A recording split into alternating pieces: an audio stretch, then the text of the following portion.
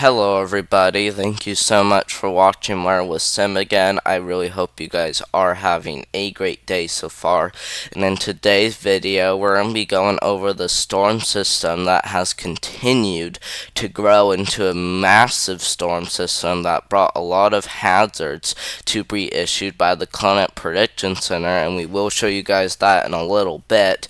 But we even have to worry about a lot of storms over here out east, and we could even see a potential ice storm way later on that the GFS model was showing, but that's really far out, so I probably would say that's not going to be something to worry about. I just wanted to show you guys that the GFS model was showing an ice storm way later on, pretty much towards the end of December. So we'll have to watch that closely, but since we're almost heading as far out as the GFS model can go, I would probably say that's not going to be a possibility with the ice storm. So I don't think we're going to see an ice storm, but I just wanted to show you guys that the GFS model is showing that, and it kind of surprised me a little bit. But we're going to go ahead and show you guys the threat of severe weather we have for tomorrow. This is day 2.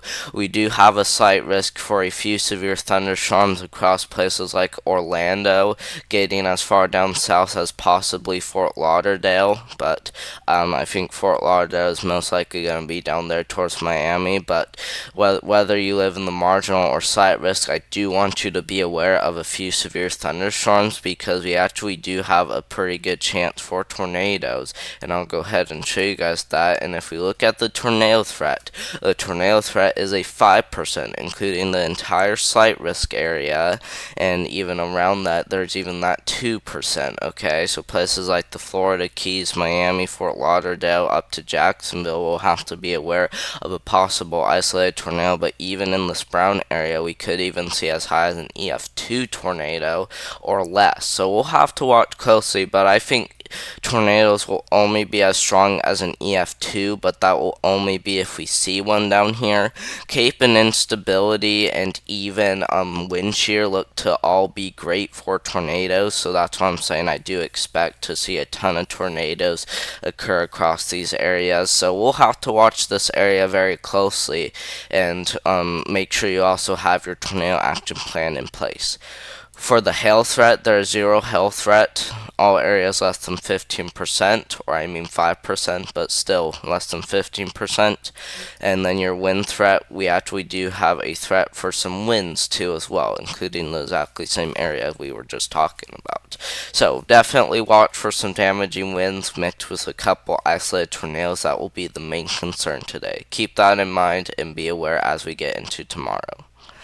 Now, if we go ahead and look at excessive rainfall outlook, we actually do have a threat for some flash flooding, day 1, we actually do have a threat for some flash flooding across Houston and getting up into Tyler, Texas, and even Longview. So I'm just going to say I apologize for not being at day 1 at first, but I moved to day 1. This is actually day 1, and as you can probably see, it does actually include Houston, Bryan, even College Station, the Woodlands, and even up here toward Longview, entire Texas, like I said, but even heads into a little bit of very, very far extreme eastern Louisiana. Just includes a little bit of it, but mostly just Texas. So if you do live from Houston up to Tyler, Texas, I would watch for a little bit of flash flooding at least, because I think that will be the main concern. And as you can probably see, there's 0 other areas to watch for flash flooding, so this area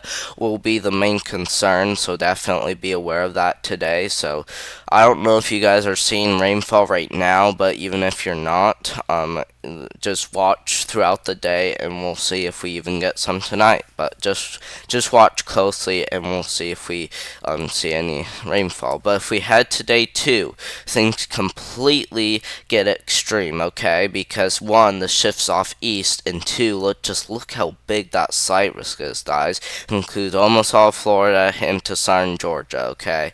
And then we got that marginal risk just over it and even east of it, or west of it, I mean. So I mean, it is very big threat for flash flooding, guys, especially for how widespread it is. It even includes the most populated cities in Florida too, as well.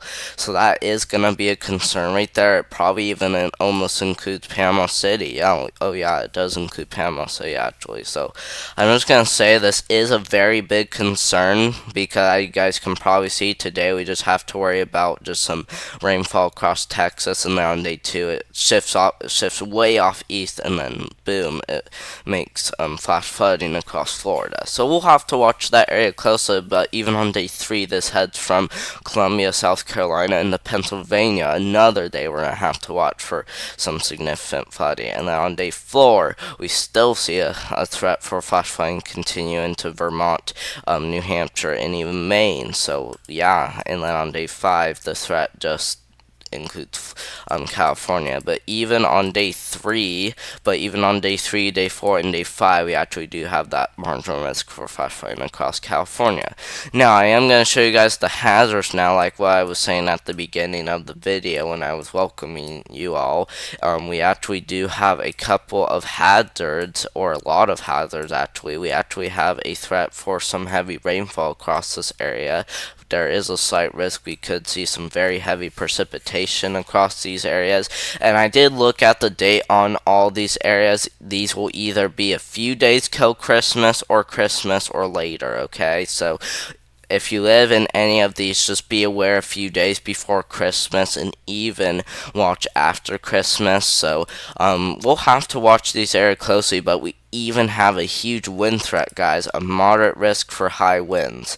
And I am going to be honest with you guys, guys, that is the highest the wind threat goes, is a moderate risk. So I would probably call that a high risk for damaging winds or high winds. Either one is fine because they both mean the same thing. But even down here to the south in places like Phoenix, Tucson, yeah, I think that's Tucson, and even a few other areas are included in a threat for very heavy precipitation, guys. Very heavy precipitation. So be aware about that if you or if you do live in those areas. But even the California mountains, Utah mountains, and even some of the Colorado mountains will have to watch for significant snowfall. Excuse me, guys. I'm sorry about that. Now, if we go ahead and start looking at the radar, we're going to go ahead and take this forward. Let's see. Has it's uploaded? It's a little bit still, but, yeah. Okay, I got it to work now. But as we continue to take this forward, we will see kind of like a little shower rainy event for places like Indiana and Michigan. Maybe a few pop-up heavier bands of showers, and maybe even a brief thunderstorm. But as we continue to take that forward, I'm actually going to go back to show you guys that this will be going into Florida, heading up the East Coast, and as you guys can probably see, it will bring all of the flash flooding it can as it continues to get up the East Coast, and even some of it is in the Atlantic, which probably means it will just continue staying strong the entire time. But definitely be aware of that as we get into tomorrow. Tomorrow, even the day after, we'll have to watch for some significant flooding, guys, and even an upgrade to be possible. Could just look at that, guys. Very, very, very heavy rain. So I wouldn't be surprised to see a moderate risk get issued. But as we continue to take that forward, we actually are going to see another wave of some possible showers and stuff across Indiana, and we even got a few other waves of showers and snow, and even some thunderstorms across California and Texas. And as we continue to take that forward, the GFS model will show that this is going to be strengthening into an ice storm event, actually. Wow, that's actually pretty significant, to be honest. An ice storm event. Okay, the reason why I'm saying that is because if we look, ice storm, or the pink color, indicates freezing rain, guys. Freezing rain is kind of significant, guys. Freezing rain. That is very, very severe right there. Freezing rain. So, like I said at the beginning of the video, with this ice storm, we're heading extremely far out, almost at the end of how far the GFS model can go. So, I probably would say this isn't going to be something to worry about as of right now, but if the GFS model continues to show show this for like the next week, we will definitely have to watch that area closely. Now, if we look at the total freezing rain for when that ice storm did occur, the GFS model, let's wait for it to load. Has it load completely yet? Let's see. I think it's already been loaded, and to be honest, actually isn't showing any freezing rain occurring in the southern part of Indiana anymore. At least I don't think so. Has this really not uploaded yet? I mean, I think it did, because I may have to working, but I'm just wondering why the radar showed freezing rain, but the total precipitation with the GFS model didn't show freezing rain. So it's kind of a little bit interesting, but something to be aware about, like I said, but I don't think it's gonna occur, guys. So no matter when it occurs at the end of this trend, so like anywhere from the 270 hour to the 366 hour, nothing is really expected to be like that. So definitely you don't have to be aware about that as of right now. Just watch that later on and we'll see. But if we look at the total snowfall, in some of these areas like Indiana won't be seeing snowfall till later on, so we're actually only going to go ahead to as far out as the 374 hour, or I mean the 100 and 47 hours. So as we look at that, we actually are seeing quite a bit of snowfall for Virginia, and this heads as far out as December 21. Or December 20th, because this thing moves all the time. I don't really like it, but even back here in the California, some pretty good snowfall too as well. We'll have to watch closely, but as you can probably see near Christmas, when we do have all those hazards, it's actually showing a ton of snowfall for these areas, maybe some isolated snowfall for these areas, so something to be aware about. But I mean, we're not heading extremely far out, so I would say just watch for whatever's shown on the map as of right now. I don't really like when this thing keeps moving back and forth. It kind of gets my mind a lot. But yeah, even if you live in like Minnesota, Ohio, even maybe a little bit of northern Indiana, just be aware of some 1-inch snowfall, maybe even up to 2 or 5 inches. So it depends, but we'll watch those areas closely. Now we're gonna go ahead and show you guys the precipitation. Now we're only gonna go to the 147 hour, and as you can probably see, lots of rain occurring in Indiana, bringing a beneficial amount of anywhere from half an inch to about an inch of rain is what is expected. But even out here out west, places like Kansas, Oklahoma, and even portions of Texas seeing about an inch or so of rain. So we'll have to watch those areas closely. But even back here on the East Coast, we actually are seeing a ton of rain occurring, about an inch to anywhere from an inch to about thick 6 inches is what you can expect for some of these areas, because you can probably see some areas getting up to 5 inches. But even down here in the Gulf of Mexico, it sounds like it will be raining heavily, and what I mean by that is it will be raining extremely hard down here.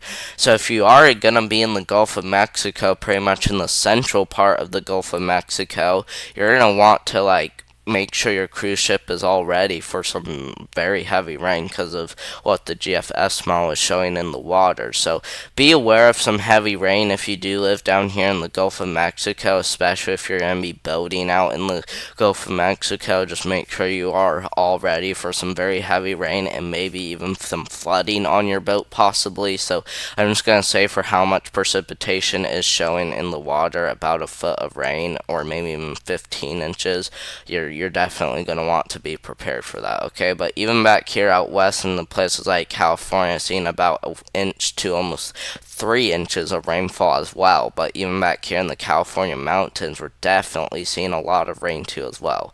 Now, if we look at our temperature anomalies, we're going to take this all the way back, and as you guys can probably see, we start off in the 40s and we continue to pretty much stay in the 50s for quite a while across these areas. And as you guys can probably see, we just continue to see warm-ups, but then we start to see a cool down as we get into December 19th. And as we continue to take that forward, this cold front continues and stays till December 20th. So it will stay through December 19th and into December 20th. And now as we continue to take this forward, we will definitely start to see a pretty good warm-up in our temperatures. and it sounds like we will continue to see 50s, 40s, some areas possible 60s, and I'm sorry about that, didn't mean to do that, but yeah, if we continue to take this forward, we'll kind of see that warm front head out, but then we might even just see colder air pop back in. So it depends, but it sounds like there's just so much heat we can definitely be seeing tons and tons of warm fronts head as far north as places like northern Indiana, definitely getting a lot of warm ups and even a lot of cool down. So be aware of that if you live in the Ohio Valley or even any of the other areas. So we'll have to watch those areas definitely very closely. So definitely be aware about. But thank you guys very much for watching. Hope you guys did enjoy my video. I might have made a few mistakes throughout my video, which is probably okay. But if you guys haven't subscribed already, make sure to click that subscribe button. As you guys can probably see on the image, it says to subscribe. So that's why I'm pointing down. Make sure you do follow that image and like and subscribe my videos. That will definitely help a lot. So make sure to do that. And thank you guys very much for watching, and I will do one tomorrow.